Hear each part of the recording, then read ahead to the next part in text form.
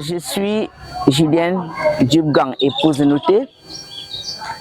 Je suis la promotrice du centre d'accueil et d'hébergement Fonko, qui est un centre qui accueille des garçons de 5 ans. Nous prenons jusqu'à 12 ans en principe, mais nous avons des enfants qui viennent de temps en temps qui ont plus de 12 ans. Et pourquoi les accueillir? Parce que nous voulons les aider à se sortir de la misère.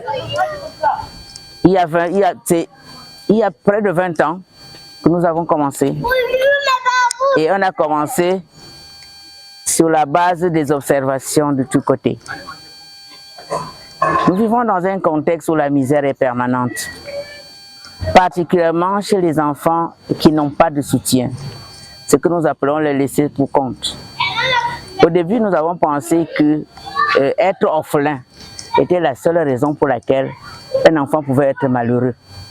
Nous avons commencé par des orphelins et nous nous sommes rendus compte par la suite qu'il y a des enfants qui ont même les 2 parents et qui sont plus malheureux que les orphelins. Alors, parce que nous voulons vraiment aider ces enfants à sortir la tête de l'eau, nous avons donc accepté, avec l'aide des affaires sociales, des associations de handicapés et l'Église, à prendre des enfants, les enfants vulnérables. Voilà, c'est comme ça qu'on les appelle. Donc le centre que nous avons mis sur place, c'est un centre qui s'occupe des orphelins et des enfants vulnérables. Sous la base de cette réflexion, on s'est donné pour vision de capaciter ces enfants dans tous les sens. Pas seulement les envoyer à l'école, non. Les envoyer à l'école, leur apprendre à faire un métier, ainsi de suite. Et qu'est-ce que nous faisons?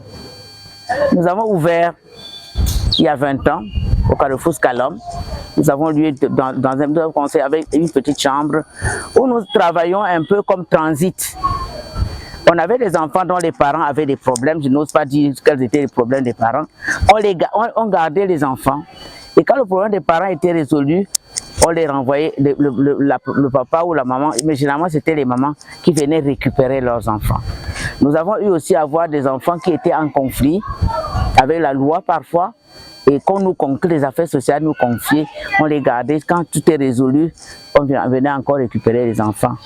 Nous avons fonctionné comme ça pendant presque 2 ans, jusqu'au jour où certains parents après ne pouvaient pas récupérer leurs enfants.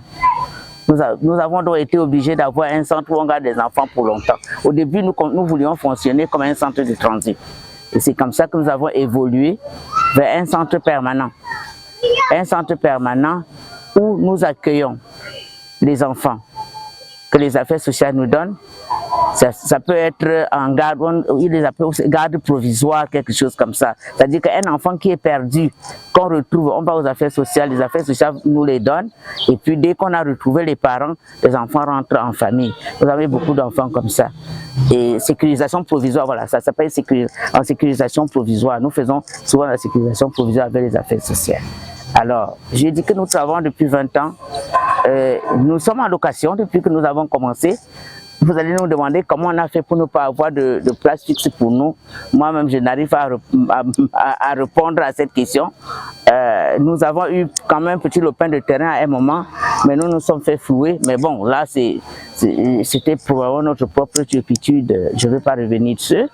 Et donc, nous avons été à Scalom, nous avons été à Acacia, nous avons été en Colzier, nous avons été encore à Acacia et maintenant nous sommes à Biémassi.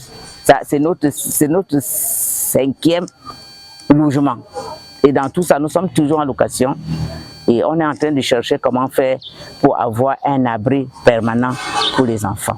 Je ne sais pas si